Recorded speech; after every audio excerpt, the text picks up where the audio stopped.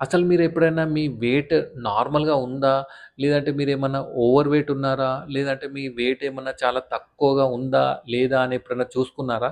అది ఎలా చూసుకోవాలో ఈ వీడియోలో చెప్తాను. బీఎంఐ అంటే బాడీ మాస్ ఇండెక్స్.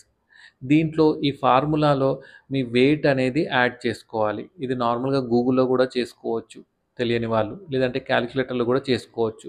మీ వెయిట్, మీ హైట్ దాంట్లో యాడ్ చేసినట్టయితే బీఎంఐ అనేది వస్తుంది. ఒకవేళ మీ బీఎంఐ గనక 18.5 నుంచెల్లి 24.9 ఈ మధ్యలో ఉన్నట్టయితే మీది నార్మల్ వెయిట్ ఉన్నారు మీ హైట్‌కి. ఒకవేళ దీనికంటే తక్కువ అంటే 18.5 కంటే తక్కువ ఉంటే మీరు అండర్ వెయిట్ ఉన్నారనమాట.